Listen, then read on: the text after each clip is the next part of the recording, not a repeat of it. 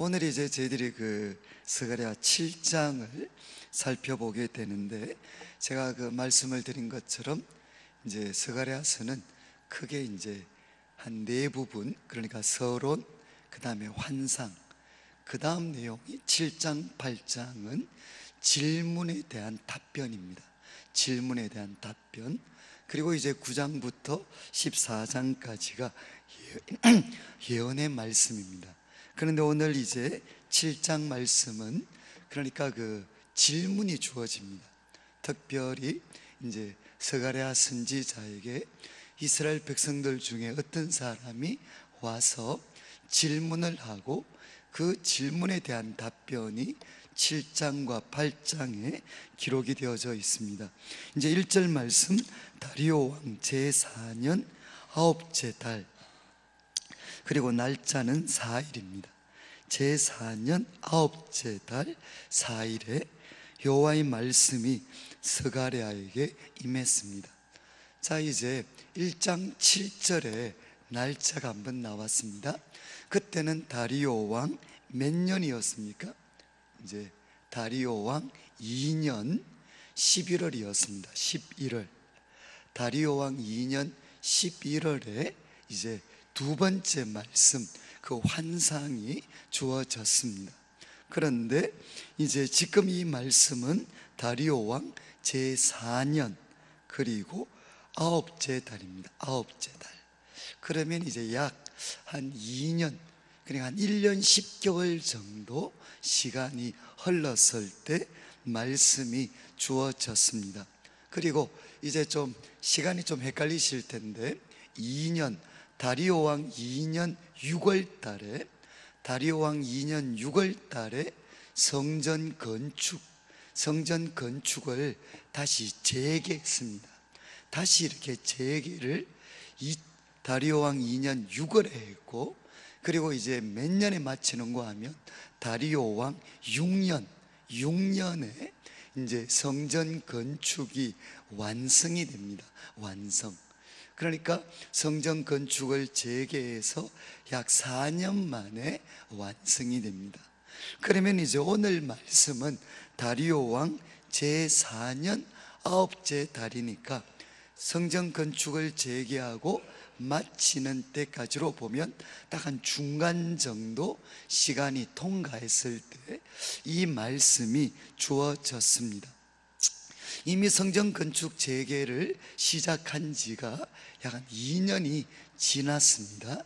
그런 상황에서 2절 말씀에 보면 베델에 사는 사람이 사레셀, 그리고 레겜멜렉, 그리고 그의 부하들을 보내게 됩니다. 여기 나오는 이름은 이 구절에만 나오기 때문에 정확하게 어떤 분인지 알 수는 없습니다. 그런데 이제 우리가 이스라엘 역사를 보면 남쪽 유다는 예루살렘이 중심이었다면, 이제 북쪽 이스라엘, 망하기 전에 북쪽 이스라엘에도 전이 두 개가 있었습니다. 금송아지 두 개를 세워두었는데, 그 금송아지 하나는 제일 북쪽 단에 세워져 있었고, 또 하나의 금송아지는 베델이라는 곳에 세워져 있었습니다. 그러니까 이 베델은 북쪽 이스라엘의 종교적인 중심지였습니다.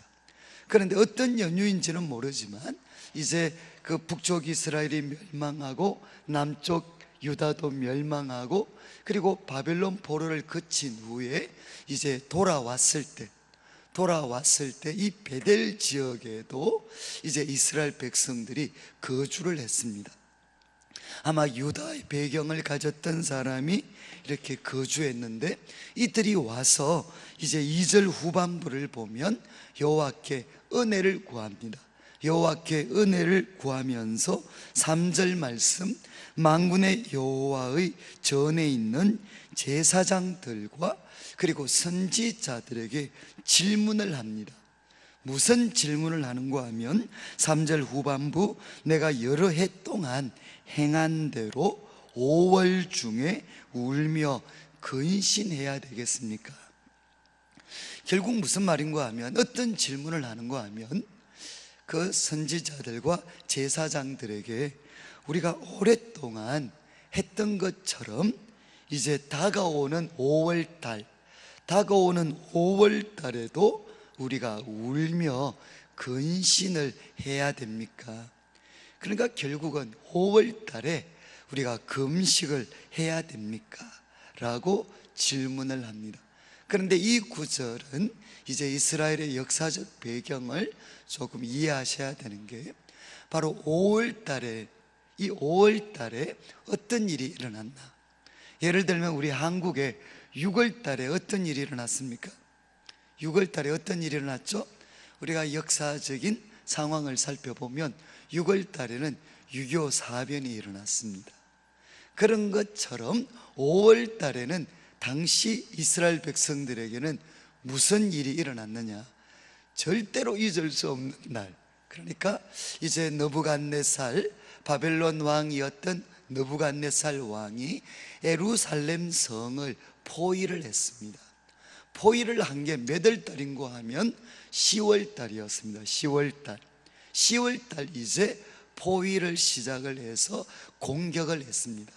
공격을 했는데 이제 그 예루살렘, 그리고 이스라엘 백성들이 끝까지 항전을 했습니다.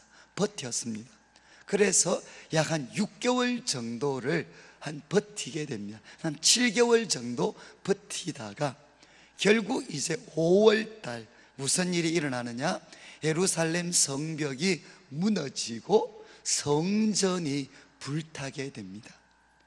그러니까 이스라엘 백성들에게는 이 5월달은 잊을 수가 없는 소위 수치의 날입니다. 예루살렘 성벽이 마침내 무너지고, 그리고 하나님의 성전이 이방인들에게 짓밟히고 불탔던 날이 언젠가 하면 5월이옵니다. 5월. 그리고 조금 있으면 7월이 나옵니다. 7월은 언젠가 하면 이제 이 바벨론이 예루살렘을 멸망시킨 다음에, 그래도 이 참 예레미야 선지자가 약속했던 말씀이 있고, 그래서 그 지역에, 유다 지역에 그달야라고 하는 좋은 총독을 세웁니다. 총독. 그런데 총독을 세웠는데 이 총독이 이제 이스라엘 백성들 중에 이렇게 피난하면서 흩어진 사람들이 반란을 시도해서 이 선한 그달야 총독을 암살하게 됩니다. 암살. 이 암살한 것을 설파하는 것이 7월 달입니다. 7월 달. 그리고 또 조금 있으면 10월 달이 나오는데, 앞에서 말씀드렸죠? 10월 달은 어떤 일이 있었다고 했습니까? 어떤 일이? 바벨론 느부갓네살이 예루살렘 포위를 하고 공격을 시작했던 것이 10월 달이었습니다. 그래서 이스라엘 백성들은 바벨론 포로로 끌려갔고, 그리고 돌아와서도 10월 예루살렘 성이 포위를 당하고, 그리고 마침내는 성벽이 무너져서 예루살렘 성전이 불탔던 5월, 그리고 그달야 총독이 암살당했던 7월, 이 세 번 동안, 그리고 4월까지 포함을 할 때가 있어요. 이 4월은 언젠가 하면 지도자들이 도망갔을 때입니다. 지도자들이 도망갔던 그런 어떤 이런 날들을 기억하면서 그들은 금식을 했습니다. 금식. 그런데 이제 이 베델 사람으로 대표되는 이스라엘 백성들이 질문을 합니다. 언제까지 우리가 과거의 이 슬픔, 수치를 기억하면서 금식을 해야 됩니까? 그리고 이제는 바벨론 포로에서 돌아왔고 성전 건축이 다시금 시작되어서 이제는 거의 공사가 끝나갈 정도까지 진행이 됐는데, 언제까지 우리가 과거에 매여서 금식을 해야 되겠습니까? 이제는 좀 그만할 때가 됐지 않습니까? 라는 질문을 하게 됩니다. 이런 질문을 했을 때 4절 말씀, 만군의 여호와의 말씀이 내게 임하여 이렇게 말씀을 하십니다. 5절부터 14절까지는 이제 이스라엘 백성들을 향해서 하나님이 책망을 하시는 내용입니다. 이 금식에 대해서 그들은 정말 4월, 5월, 그리고 7월, 10월 이 어떤 절마다 매월마다 이들은 금식을 했는데, 이 금식에 대해서 책망을 하시면서 무엇을 상기시키느냐? 이스라엘 백성들이 과거에 왜 멸망을 당했나, 왜 멸망을 당했는가 하는 것을 한 번 더 그들에게 상기시키는 내용이 7장 내용입니다. 그리고 8장 내용은 뭔가 하면 이제 하나님께서 이런 멸망의 원인을 한 번 더 그들에게 기억시키면서 이제 너희들이 그 조상의 태도를 본받지 않고 이제는 하나님 말씀에 순종하는 삶을 살면 그들에게 앞으로 어떤 복들이 주어져서 결국은 이 금식이 변해서 축제가 되도록 하나님이 만드실 건가. 그래서 하나님께서 회복시키시고 복 주실 내용이 8장에 기록이 되어져 있습니다. 자, 그러면 이제 7장에 하나님이 먼저 책망을 하십니다. 4절을 보시면 만군의 여호와께서 이르시되 내가 이것을 보낸, 잠깐만요.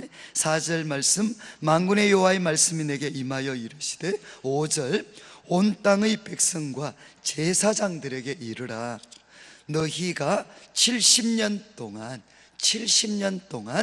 다섯째 달, 일곱째 달에 금식을 하고 애통을 했다. 그런데 잘 보십시오. 그 금식이 70년 동안 너희들이 금식을 해왔는데 그 금식이 나를 위하여 한 것이냐. 그리고 6절 말씀, 너희가 먹고 마실 때 그것은 너희를 위하여 먹고 너희를 위하여 마시는 것이 아니냐. 지금 하나님께서 먼저 책망하는 질문을 하십니다. 여기 5절과 6절에 아주 강한 대조가 나오죠. 강한 대조. 그러니까 금식에 대해서 하나님이 이렇게 질문하십니다. 정말 그 금식이 나를 위해서 한 거냐? 나를 위해서 한 거냐? 그리고 또 6절 말씀에는 너희가 먹고 마실 때 그것이 너희를 위하여 먹고 마신 것 아니냐, 이렇게 질문을 하셨어요. 자, 이제 하나님이 결국 책망하시는 내용이 뭡니까? 너희들 이때까지 금식했는데 70년 동안 규칙적으로 금식해 왔는데 그 금식이 정말 누구 위해서 한 거냐? 누구 위해서? 하나님께서 말씀을 하십니다. 야, 나를 위해서 한 거냐? 아니면 너희들의 필요한 것 만족시키려고, 그리고 너희 감정을 해소시키려고 너희를 위해서 한 거냐? 아니면 나를 위해서 정말 하나님의 영광과 그분의 뜻을 이루어 드리기 위해서 금식을 한 거냐?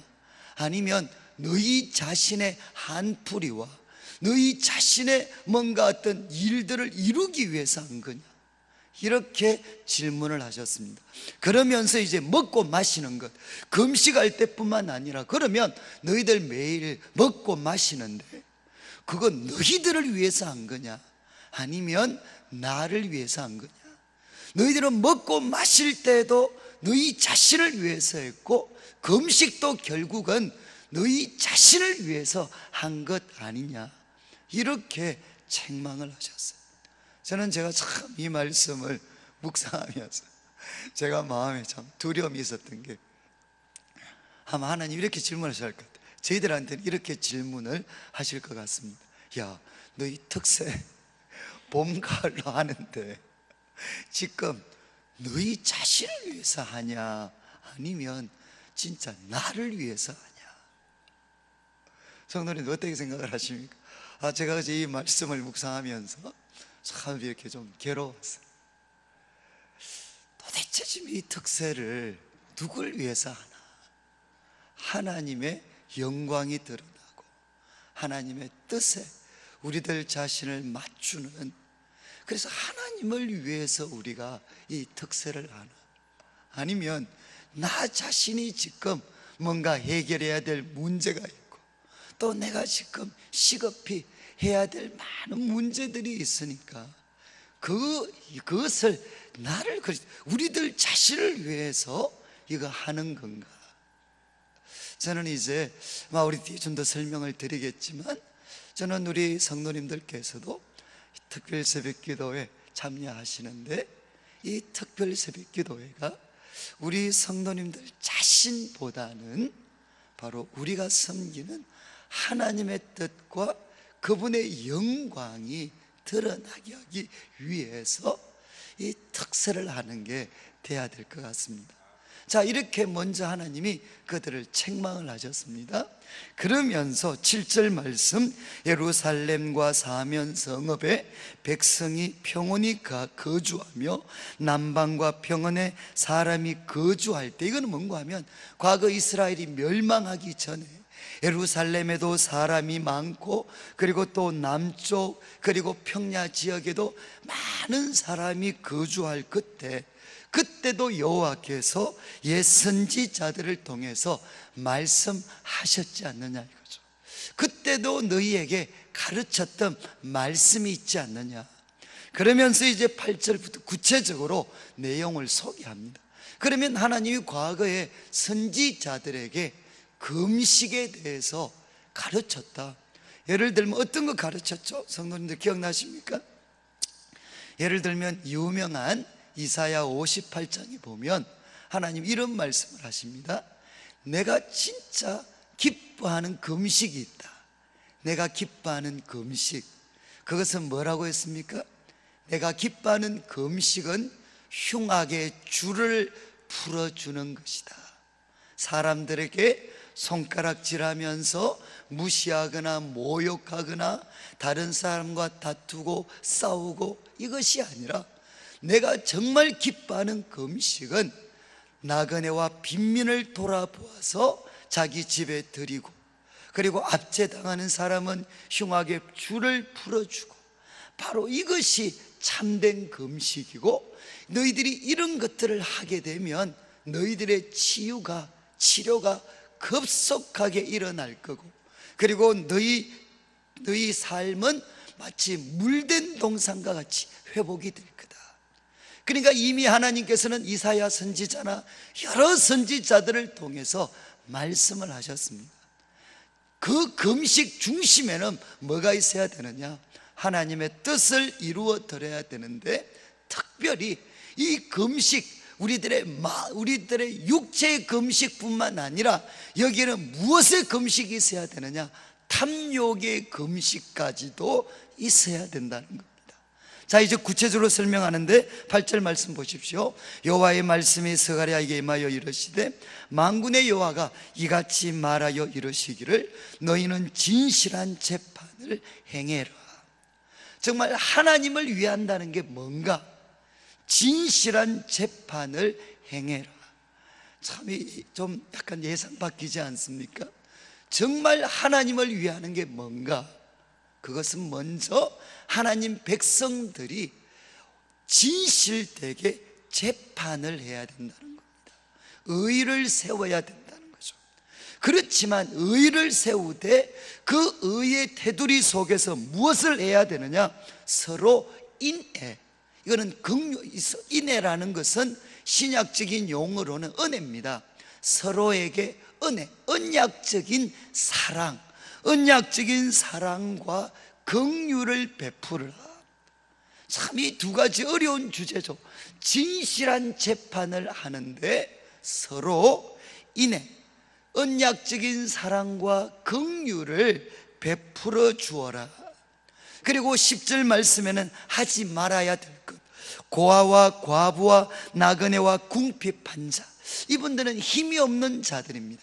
힘이 없는 자들을 압제하지 마라. 압제하지 말고, 그 다음에 서로 해하려고 마음에 도모하지 마라. 지금 옛 선지자들을 통해서 하나님이 기뻐하시는 금식은 무엇이냐? 우리들의 육체의 금식이 반드시 무엇으로 나타나야 되느냐? 이웃을 사랑하고 섬기는 삶으로 나타나는 것, 그것이 바로 참된 금식이라는 것입니다. 그런데 하나님께서 기뻐하시는 그 삶은 뭔가 하면 진실한 재판을 통해 의가 세워지고, 그리고 그 속에서 서로를 이렇게 사랑하고 긍휼히 여기고, 세 번째는 힘이 없는 자들을 압제하지 않고 서로에 대해서 악한 마음으로 해하려고 하지 않는 것, 서로를 해하려고 하지 않는 것, 이것이 바로 참된 금식이라는 것입니다. 이렇게 하나님께서 선지자들을 통해 말씀을 했다는 겁니다. 그런데 10절 말씀, 11절 말씀, 그들은 어떤 반응을 보였느냐? 첫 번째는 그들은 듣기를 싫어하여 등을 돌려버렸습니다. 그러니까 그들은 듣기를 싫어하여 등을 돌려버렸습니다. 이 등을 돌렸다는 것은 목을 곧게 한다는 것하고 똑같은 표현인데, 정말 이게 말을 안 들으려고 짐승들이 막 바둥바둥 치는 거 있잖아요. 바로 그 장면입니다. 하나님이 이렇게 말씀을 주셨지만 그들은 자기 고집대로 등을 돌려서 철저하게 거부했고, 그리고 또 두 번째는 듣지 않으려고 귀를 막아버렸다는 것. 듣지 않으려고 그들은 귀를 막았고, 세 번째는 그 마음을 금강석 같게 했다. 금강석은 그 당시 사람들에게 가장 단단한 거였습니다. 그 마음을 금강석같이 굳어지게 단단하게 해서 율법과 만군의 여호와가 그의 영으로 옛 선지자들을 통하여 전한 말을 그들은 듣지 않았습니다. 그러니까 하나님이 이렇게 분명한 말씀을 주셨지만 그들은 철저하게 거부했다는 거죠. 그들의 등을 돌려버리고 귀를 막아버리고, 그리고 하나님의 그 마음을 금강석같이 해서 듣기를 거부했다는 거죠. 그래서 12절 마지막 결과가 큰 진노가 만군의 여호와께로부터 나왔다는 겁니다. 바로 듣지 않았기 때문에, 하나님이 말씀을 주셨지만 그들이 듣지 않았기 때문에 큰 진노가 왔는데, 13절을 보십시오. 이제 지금까지 이야기의 결론입니다.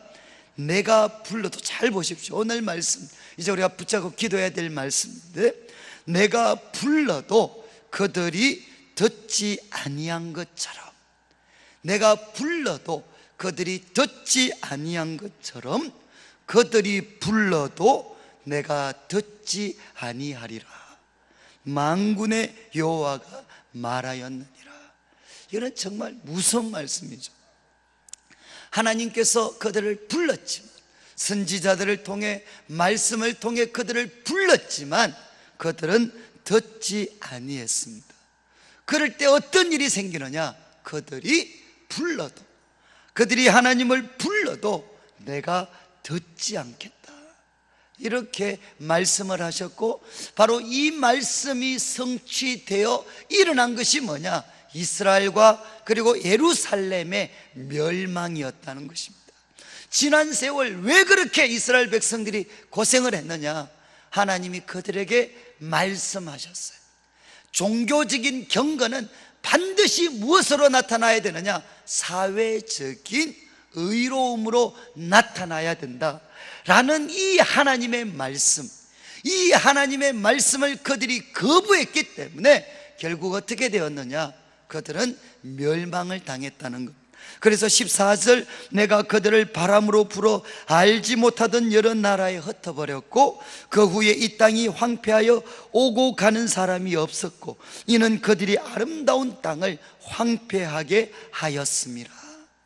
그들이 이 하나님이 주신 그 가나안 땅, 그 아름다운 땅을 황폐하게 만들었습니다. 왜? 그들은 금식하면서 종교적으로는 경건한 모습을 보였지만 그들의 삶에서는 하나님 말씀을 전혀 순종하지 않는 그런 삶을 살았기 때문에, 결국 오늘의 말로 한다면 교회 속에서는 하나님을 섬겼지만 우리들의 삶 속에서는 믿지 않는 사람과 전혀 다른 것 없이 살아갔기 때문에 어떻게 됐느냐? 그들은 멸망을 당하게 됐다는 겁니다. 여러분, 이거는 꼭 기억하시면 좋은데, 구약 신학을 하다 보면 이런 이야기를 합니다. 하나님이 있습니다. 하나님과 내가 올바른 관계에 있는가 있지 않는가 하는 것의 온도계, 그것을 측정하는 온도계는 어디냐? 우리들의 경제활동입니다. 이거는 구약에서 이야기하는 겁니다.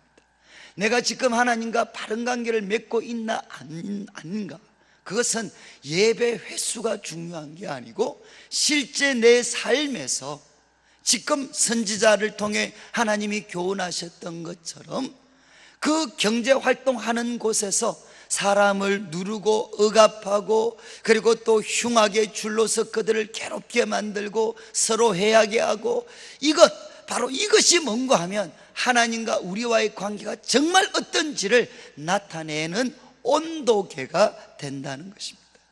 그런 면에서 지금 우리 참 한국교회는 정말 위기입니다. 위기. 그렇지 않습니까? 한국교회는 위기죠. 지금 교회 속에서는 하나님을 잘 섬기는 것 같지만 실제 삶의 영역에서는 믿지 않는 사람과 다를 바 없는 경우가 너무너무 많습니다. 저는 이제 말씀을 마무리하면서, 저는 이제 교회 속에도 보면 정말 우리 교회 지도자들이나 또 그런 분들이 모인 곳에 가보면 정말 이 말씀이 실감이 나는 것 같아요. 재판이 올바르게 행해지지 않습니다. 그리고 서로 긍휼과 인애, 어쩌면 목사님들, 장로님들 사이가 긍휼과 인애가 제일 없습니다. 그리고 어떻게 해서든 서로를 해하려고 하고 넘어뜨리려고 하고 무너뜨리려고 하고, 그런 일들이 비일비재합니다. 그리고 여기 나오는 것처럼 힘이 없는 사람들은 마음껏 짓밟습니다. 그게 밖에만 그런 게 아니고 교회 속에도, 종교적인 지도자들 속에도 만연되어져 있습니다. 저는 이제 말씀을 마무리하면서, 하나님이 말씀을 하셨죠. 그 음식에 대한 교훈을 주시면서, 저는 이제 결국 두 가지인데, 하나는 누구를 위한 거냐, 누구를 위해서 하냐, 누구를 위해서, 하나님을 위해서 하냐, 아니면 너희 자신들을 만족시키려고 하는 거냐, 너희 자신의 뜻이 이루어지게 하려고 하는 거냐, 하나님의 뜻이 이루어지게 하려고 하는 거냐. 첫 번째 질문이죠. 그 다음에 두 번째 질문, 우리가 이 세상을 살면서 우리도 알지 못하는 사이에 다른 사람을 향한 악감이 있습니다. 악한 마음이 있습니다.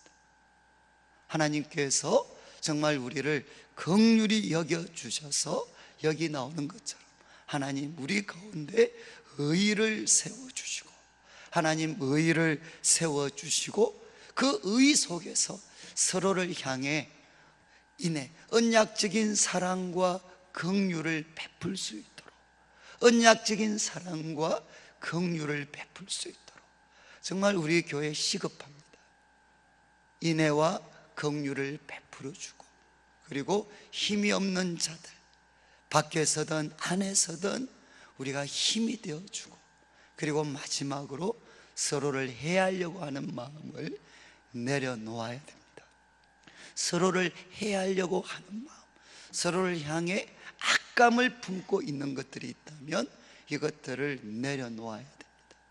이것들을 내려놓아야만 어떻게 되느냐, 하나님이 우리들 가운데 이제 8장부터 펼쳐지는 하나님의 축복이 우리들의 것이 될 수가 있습니다. 그래서 이 새벽에 우리가 기도할 때는 정말 우리가 하나님의 말씀 기억해서, 이런 말씀을 주셨지만 정말 귀를 막고 금강석 같은 마음으로, 그리고 등을 돌리면서 거부하다가 멸망을 당했던 이스라엘 백성들의 그런 전철을 우리가 밟지 않고, 하나님 우리 이제 이 특별 새벽 기도회를 통해서 하나님 우리가 하나님을 위하여서 이것이 하나님의 뜻을 이루어 드리는 특별 새벽 기도회가 되되, 하나님 모든 우리가 관계에서 다시 한번 의와 사랑이 회복되어질 수 있도록, 우리들의 마음속에 악감이 있다면, 미움이 있다면 하나님께서 그것을 내려놓을 수 있는, 십자가 안에서 내려놓을 수 있는 은혜를 주시고, 우리 교회 그리고 우리들의 삶의 의와 그리고 사랑이 회복될 수 있는 은혜를 허락하여 주시옵소서. 기도하는 귀한 새벽 되시기를 주님의 이름으로 축복합니다.